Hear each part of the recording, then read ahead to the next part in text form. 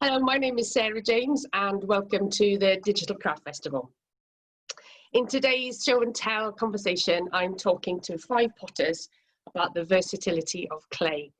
So I'd like to welcome Sue Pryke, Vivienne Ross, Katie Almond, Robyn Hardyman and Abigail Leach. Thank you for joining me today. I'm going to go straight to Sue. Hello Sue, how are you doing? Hi Sarah, how are you? Thank you. Yeah, I'm fine. Thank you very much. Nice to see you again. Yeah. I mean, we've had a chat on Instagram Live. That was great. So I'm glad we could come back again because I messed up that recording completely. It's all very new, wasn't it? Yeah. Yes. Yeah, we've all got a bit used to it now. But I wanted to just mention a bit how we met as well, because obviously we've known each other a very long time. We knew each other when we were students at art college. So that's going back to 1980 something, I think, isn't it? So I think you were in the second year, weren't you? And I was in the, no, you were in the first year and I was in the second year, and then you went off to Cardiff? I went Glasgow. Yeah. Yeah, So, well, I went on a student exchange. I went off to America and I didn't really come back. So, sorry about that. Completely disappeared. But yeah, so that's how long ago we met, isn't it? So that's, oh, I don't know, 30 years? Yeah, so... I know, yeah. 1980, well, that would have been 1989. So, because obviously the course at Leicester was very industrial, wasn't it? Basically, it was always very geared towards working in industry. It obviously suits you very well. Well, I never set out to work in industry, which is interesting. I came from a rural pottery where I was working just as a part-time, well, assistant really. I didn't really have a title. I just did A-level pottery and thought, I quite like this. I never touched clay before, really enjoyed it, and thought, well, I'll go and see if I can get a little job. So applied to a few potters in Lincolnshire, which is where I was living at the time. And one guy said, yeah, all right then, I'll come and help me. So I went to work with him, and he said, after sort of working on and off for a year with him, why don't you go to college? So I thought, oh, I've not really thought about college or uni. I didn't know anybody that had been to uni either, and ended up at Leicester. But I think I quite liked the feel of the course, and I didn't go there just because it was in an industrial course. I'd come as a thrower and a hand builder. So, but I mean, you progress through all of the techniques over those years. And by the time I got to the end of the second year, I'd had a placement too. I went on the Erasmus exchange to Amsterdam, to the Pryke Academy. And there were lots of students there working with plaster, and I just really loved it. Loved the process. I loved that it was, and the bit about throwing that I really enjoyed the most was the turning. So as soon as I found plaster, it's like, what am I doing? It's turning. This is brilliant. So I really enjoyed that. And when I came back, I didn't work with hand building or throwing again. I just went straight into plaster. So yeah, it was a good course for me in the end. Yeah. Yes, because your work went from there. Then you actually became a designer for many leading high street brands, really, and as well as developing your own practice as well.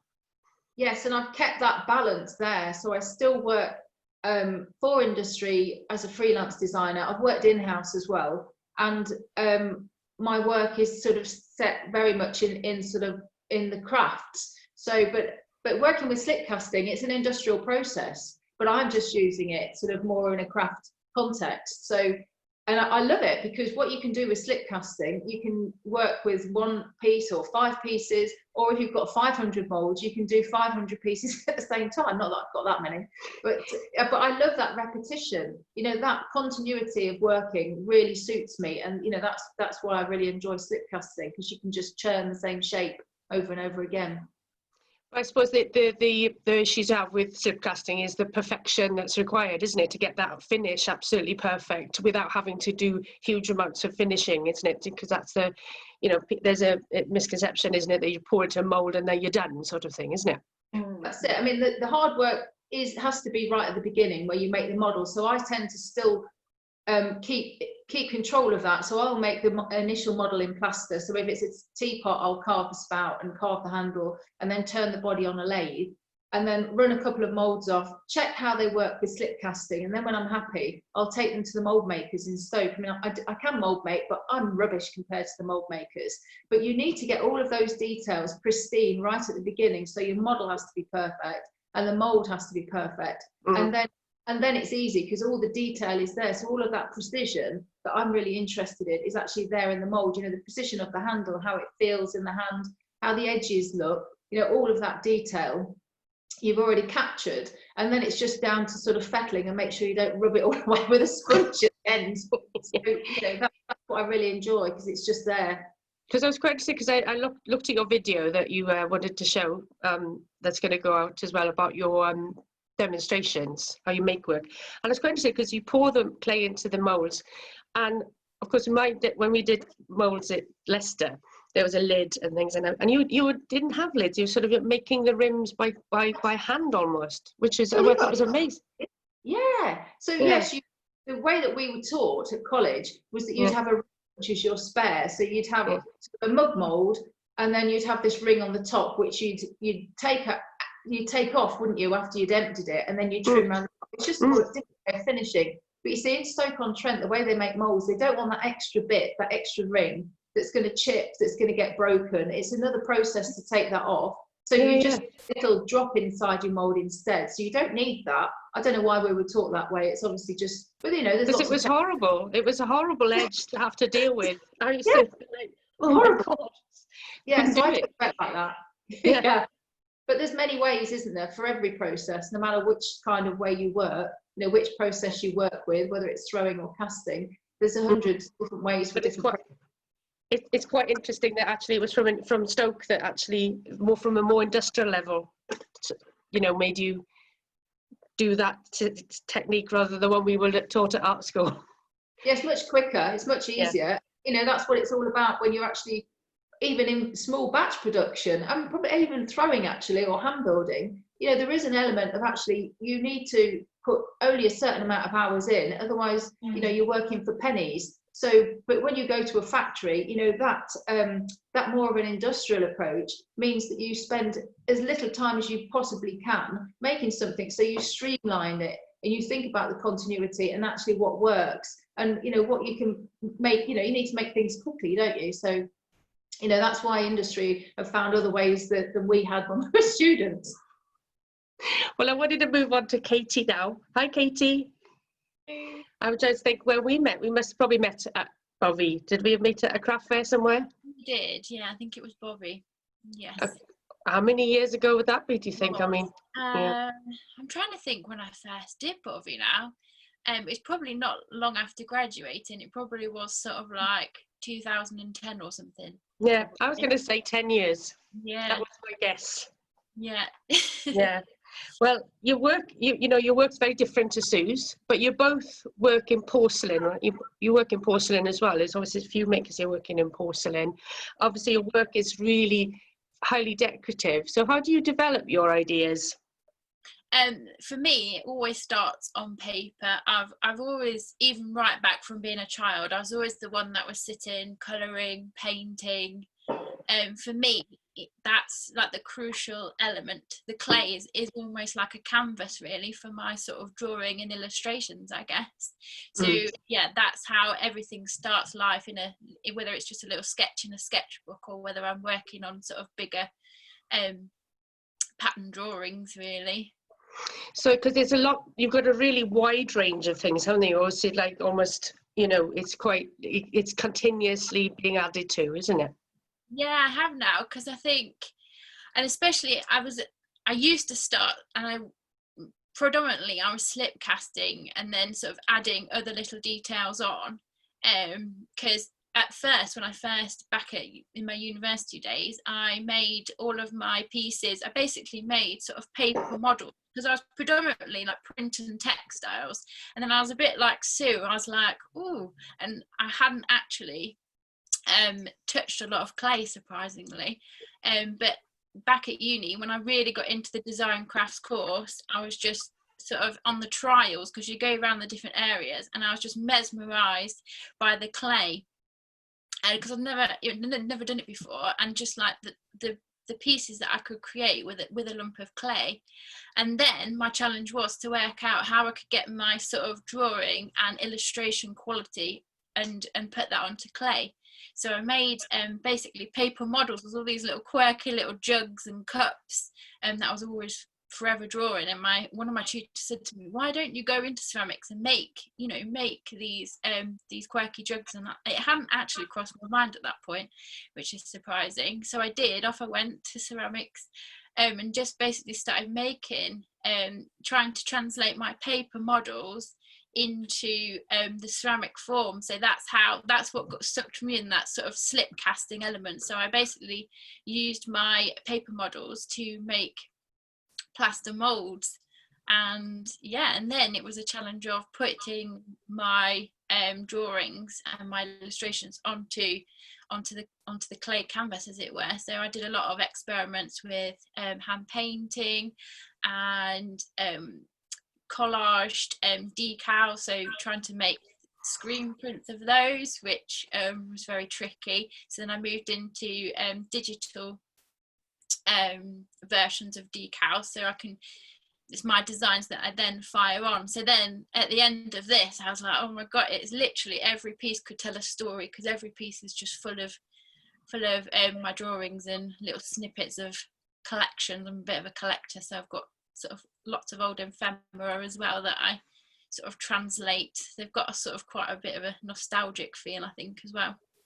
Yeah, because that does explain a lot, actually, when you say that you basically, so you were, it's interesting that you started off, so it's clearly the surface is very important. If you would start off in surface pattern design, and it's interesting because you did a lot of printed decals.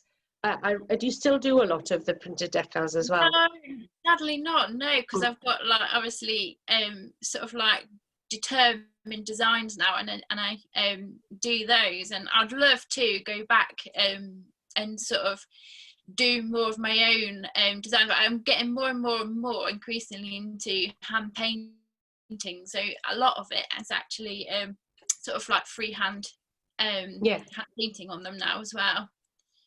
Because you are constantly developing the range, aren't you? I mean, there's always, and so where's the ideas coming from? Do you get asked to do things, or are you commissioned? Yeah, a bit both. So I'm commissioned a lot of personalised pieces. So, someone will come along to me, I love your style, I want you to do me a little illustration of, I don't know, it can be anything. Once I did this guy came along, he was like, I want to do a proposal cup to propose to his girlfriend. Literally I had to design all the different, so the first one was like, he wanted me to illustrate the Eiffel Tower, and then as you went around, it was all places that were significant to those, and then when you looked inside, it had the message, will you marry me? And it's just amazing. So kind of inspiration just comes from anywhere. Obviously people commissioning me to do things, which is lovely, but then also just like things from my childhood, and I was always sort of crafting with my nan, and I was looked at all the sort of things that she collected, a lot of sort of like 1950s and 40s sort of patterns, like the real sort of hand-drawn graphics and things, so they sort of creep in, and just even patterns on textiles, and just my own little versions of and illustrations of that, really. So it's a real sort of broad range there of different inspirations. Yeah, and do you sell your work? Obviously I've known you for many years now, professionally through the craft fairs. Do you sell your work in lots of different ways? Yeah, so lots of sort of galleries and shops, and then online increasingly now. I feel that's sort of really important, and I sell with Katie at Maybe Hand Online, which is I've got a variety of makers, and that works really well, because I think it's important, isn't it, to sort of not forget that online side to things now. Well, I think it's become, it's crucial now, isn't it, at the moment? Though Katie's been experiencing very good sales on Maybe Hand Online, so that's really great. So I'm going to move on now to, thanks very much, Katie. I'm going to move on to Robyn Hardyman. Hi, Robyn. Hi, hello. Well, we've not really met before, apart from when we did a little practice run. That's right. But you were meant to, you were all booked in to come to the show at Cheltenham. Yeah, I was looking forward to it. Yeah. Yeah, because you live quite close by, don't you, relatively Oxford. speaking? Oxford, yeah, lovely. So obviously, you throw porcelain. I do, yes. So yeah, I'm sorry.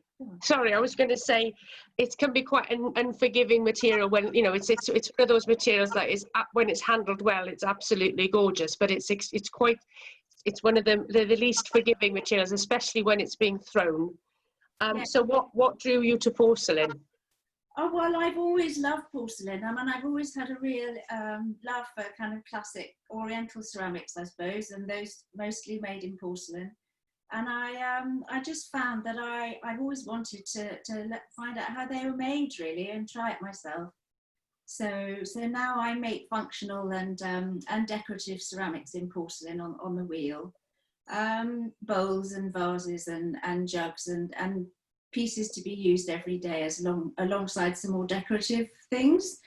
And I just love porcelain. You know, it has this amazing plasticity when you're working with it. I mean, it can be hard to make it behave, but when it goes right, it's so wonderful. And you end up with that lovely combination of delicacy and strength, I think, in the finished pieces.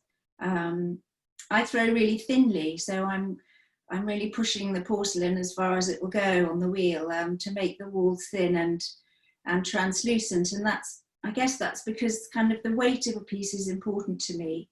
I think it's really important to hold a piece in your hand and feel that balance and weight, and you know when it's right from doing that. So for me, the porcelain is right because it suits the forms I make. For me, it's all about forms. I'm aiming for a kind of pared back simplicity, I suppose. Shapes that seem kind of balanced and elegant.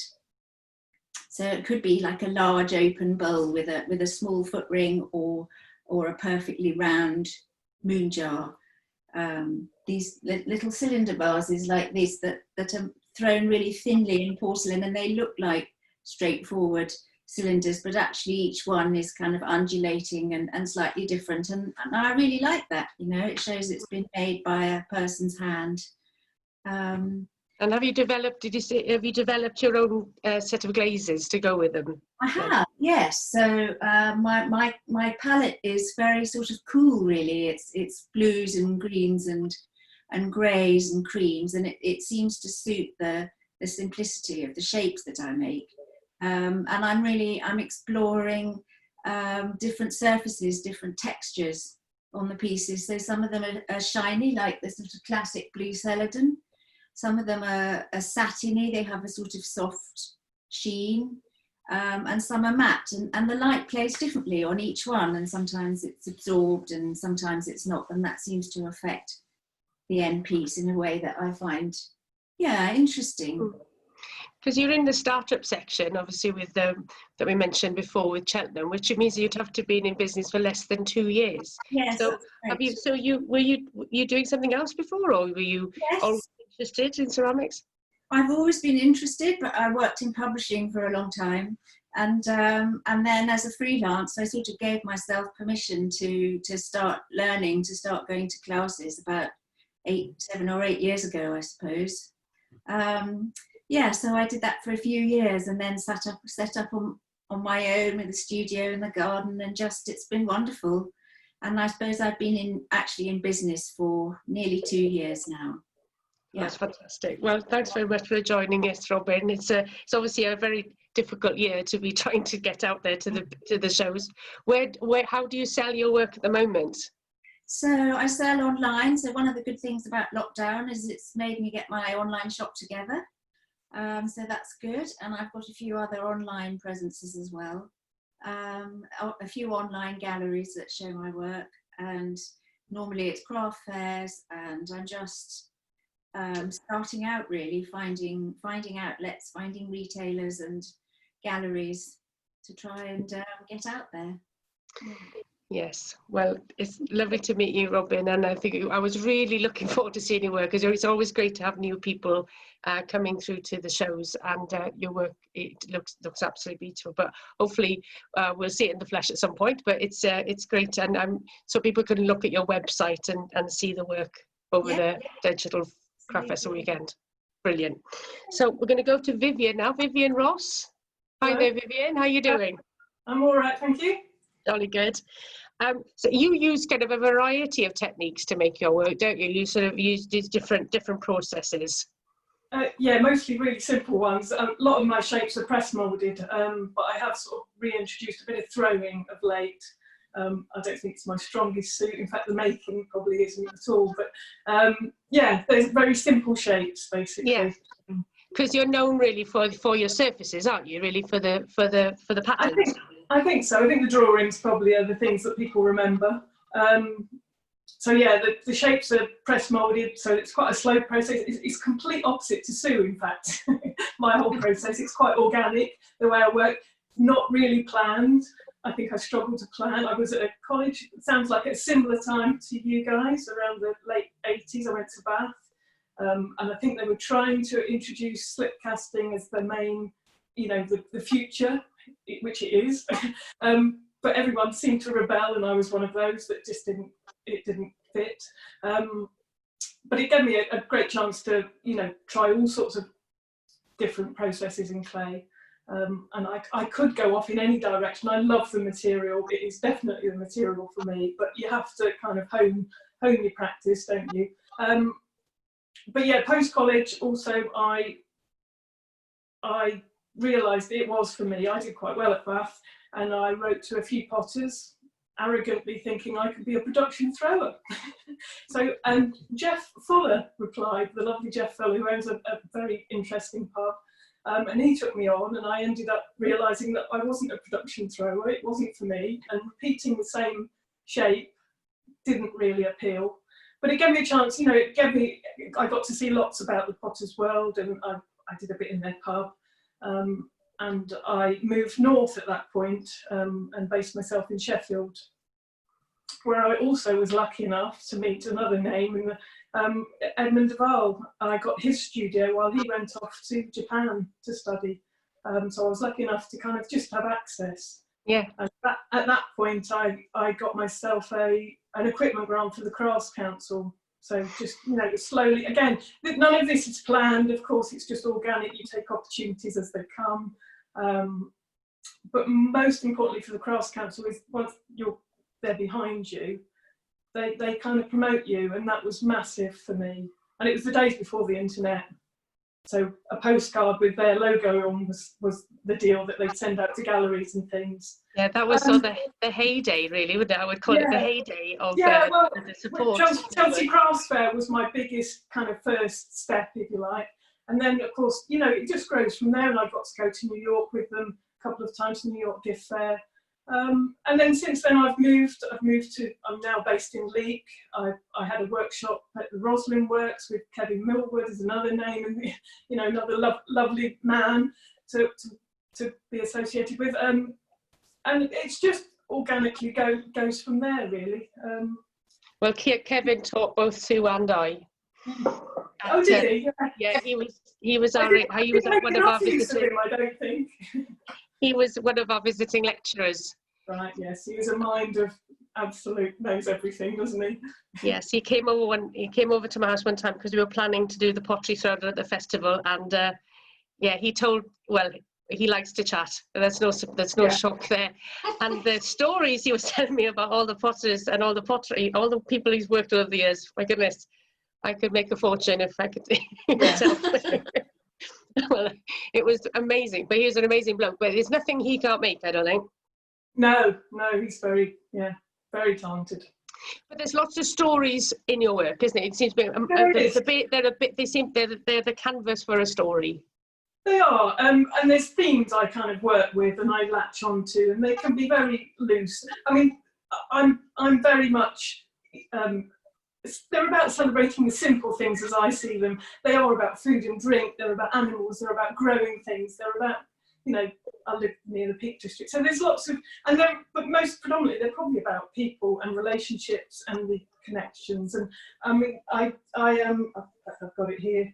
I think I put that, I don't know if you can see that, but it's a little spoon and it's got a little joined up figure, and I pinched it off something I saw probably in the Handy Pottery Museum, but it resonated with me, and I did that as a favour for my sister's wedding, and it's where the figures sort of joined, and I've played with that ever since, really. I love the image. and it's, yeah, they just evolve. They slowly evolve over time. I know I've gone off in little tangents, but I end up coming back to these drawings on clay, essentially. And do you find that, you know, you've been working obviously for a similar amount of time that Sue has been, about 30 years in the industry. So people, do you find people collect? Do your collectors follow you all the way through your life?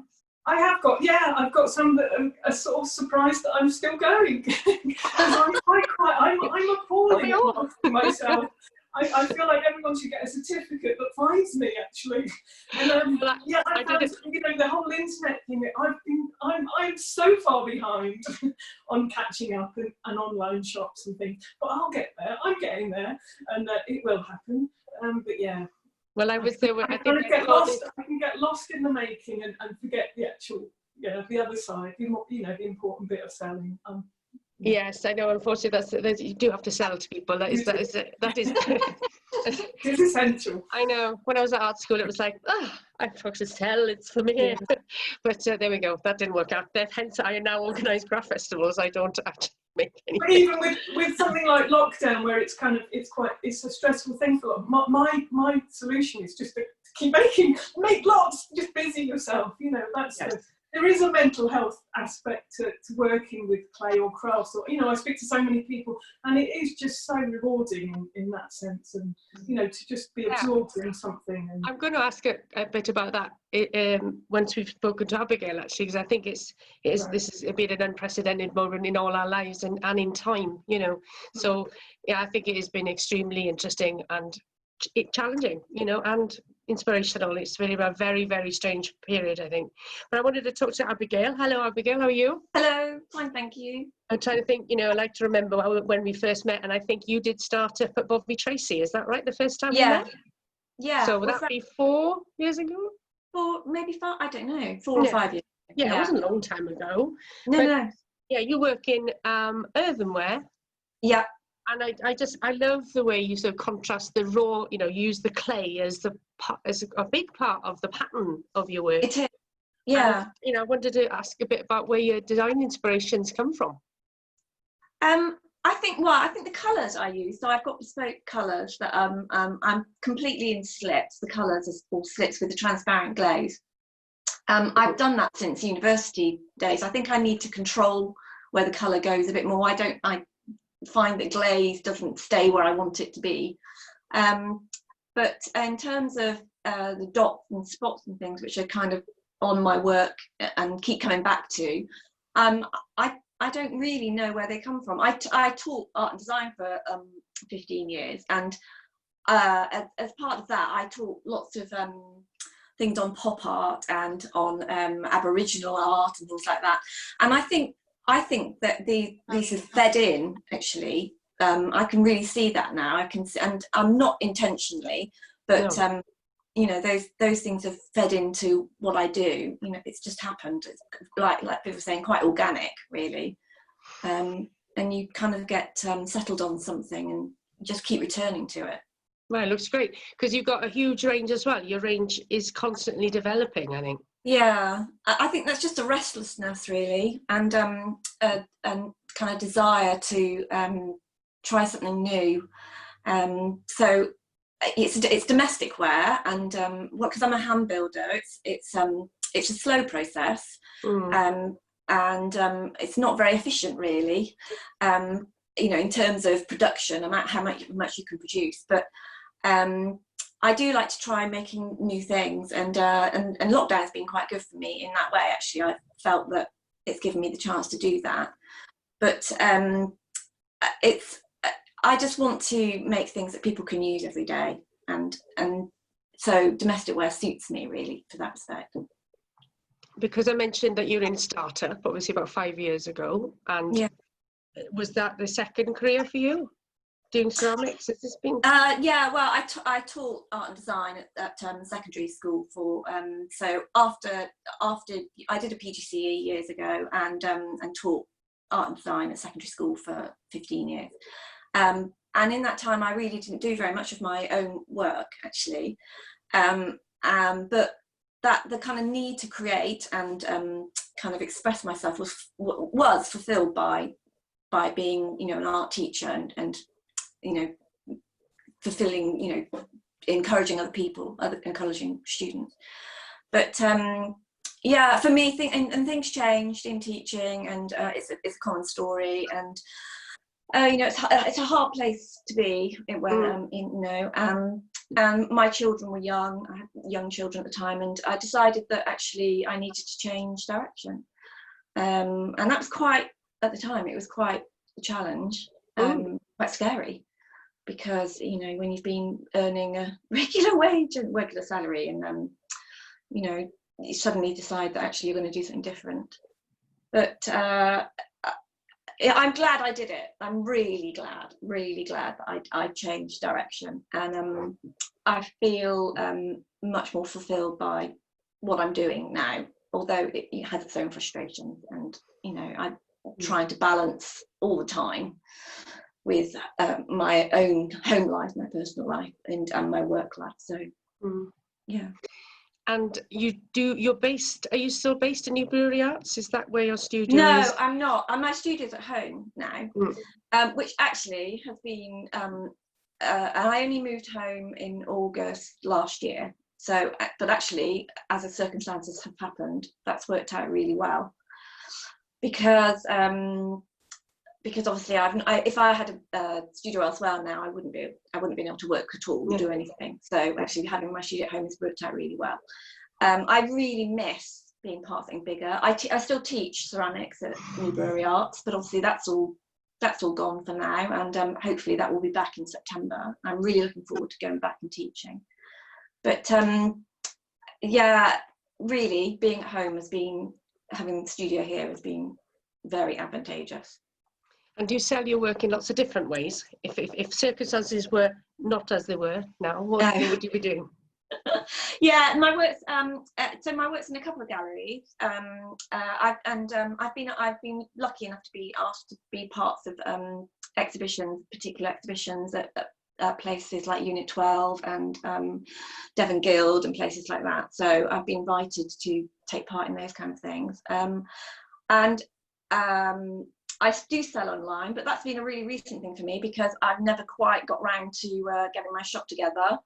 And lockdown has done that for me. You know, it's given me the time, the breathing space to actually sort that out. And so I do have an online presence now. Yeah, so it's a combination of lots of different things, really. And obviously the shows, you know, Craft Festival and other shows. Well, I think your work would lend itself very well to selling online. There's very graphic shapes, and you know, they're photographed well. Yeah. It's also the photographs at the end of the day. Yeah. I'm sure that Katie sells quite a lot on Made by Hand online. Yeah. And I think it's having really good, clear product pictures is like the ultimate. And it's for anything. I mean, we see it all the time when people are applying to the shows. Yes. You know, some people's photography is fantastic, and it sort of just does the work for you. It should really try and do the work for you, isn't it? Yeah. Professional photographs are, if you're applying for shows, are so important, I think, really. Well, that'd be good to talk to Sue about that a bit, actually, because you've got fantastic pictures. You're get the yeshin in. So yeah, I mean, they pay for themselves, don't they? Really, I'd say. Yeah, they do, definitely. But I wanted to talk a little bit about how lockdown has affected you, really. Hopefully not too negatively, really. Sue, do you find that have you been managed to be able to go into work? Has your work developed at all during this period? Sorry, are you talking to me or Abigail? Sorry, Sue. Sorry, Sue. What do you know, Sue? What did you say? I said, do you feel as this period has allowed you to develop your work during lockdown? No, because I was in a period of development at the beginning of the year, ready for the shows. So there's new teapots and cups behind me, which I was getting ready for Ceramic Art London in March and Cheltenham. And then obviously Bobby coming afterwards, and then I was going to do Earth and Fire. So all of the development was done earlier in the year. I mean, there's still lots to do, but and so I haven't used this time productively to carry on with it. I've enjoyed taking things much slower, actually. So, you know, just taking more time with the family has been great, because all my family, you know, all the kids are at home with me. My kids are quite grown up, but you know, the house is full. There's 6 of us all together. So I've enjoyed sort of just taking things slower, going for walks with John, husband. We don't normally take time out to do simple things like that, well, especially not during the week. So I've taken, I've gone on a go slow for the last couple of months. So I am just getting back in the studio now and getting back to sort of where I was in March, and getting orders out. But I mean, having said that, I have been busy packing up online orders because online has been really buoyant. So that's kept me busy. I have been in the studio on and off all the time. So yeah, sort of a bit of a mix there, really. Yeah, I've had the same. I started off with feeling relatively sort of positive, just in terms of, well, we'll just move things around and we'll be fine, and then it suddenly started to get extremely serious about week 5. I think I suddenly realised that I've got to shift. I can't just stay what I was doing. But Katie, how have you got on during this period? A bit like Sue, really. I've loved this sort of slower pace of life, enjoying my husband's been at home because he was furloughed, and just spending quality family time because I've got a young daughter as well, so that's been really nice. But then the shock of it comes, like, obviously, because you've suddenly got no shows on the horizon. Sort of workshops and things that I'm going to be teaching were cancelled and postponed, so I was sitting there then like, oh my god. So I had to try and channel that sort of negativity, if you like, and that sort of worry, and I just literally have been sort of shutting myself in the studio and just sort of like, I've always had ideas bubbling around in my head, and I've always wanted to develop my sort of hand building that little bit more and push some of these ideas that I just don't have time normally to sort of investigate. So I've really just been sort of throwing myself into making, really, and sort of setting my own deadlines, so that I've realised that's how I work best. I need to sort of set myself deadlines and sort of telling myself that I know they're not happening, but telling myself things are, just to make me get it done, really. I know it's a funny business, isn't it? Because I think I think as a human spirit, I think we need a purpose. I think, and it's the lack of structure eventually sort of starts to get, even at the most free-spirited of people. I'm not a routine kind of person at all. I must admit, I'm very not sure what I'm doing from one minute to the next, really. But I found this quite, so I think having the digital festival to focus on was something that was quite important to my mental health. It's nearly driven me crazy to get it off the ground, but it's about having, but it's good that you've had the time to maybe, and I've been disappearing to the office in a similar set way, going to my studio to get some time to think. So Robyn, how about you? How have you been getting on? It's been a mixture, actually. I found at the beginning it was really hard to focus and to make, but then after a few weeks, I found, let's make the best of this time. And I have been developing new glazes and doing all those glaze tests and things that it's so hard to find time for, and trying new shapes and things. But also I found I've been working on the kind of the other side of the business, the marketing and the online presence, and just trying to learn as much as I possibly can about how to promote myself to best effect. And it's been wonderful. There have been so many helpful kind of webinars and sessions online, and there's been a really lovely community feeling, actually, of it's felt as if, we're all really supported. I felt very supported and part of a community, which has been lovely. Well, that's really good to know. And that was mostly through social media, I'd imagine, yeah? Yeah, exactly. Yeah, Instagram, and webinars, and how to take photographs and how to get your website right and all those things. So no, it's been really helpful. Well, I'm hoping that the digital festival will have a bit of a focus, give people some structure and a focus on what we're, selling some work and getting excited about the craft festival, because hilariously the weather at the moment is horrible. Typically Bobby Tracy. So I'm just sort of looking out the window now going, well, I've got very mixed feelings about it now, because actually I'm quite relieved it's not on. But because I must admit, as I'm getting older, it's the effort to put it on is getting more difficult every year. I love it so much, though. But Viv, how have you been getting on?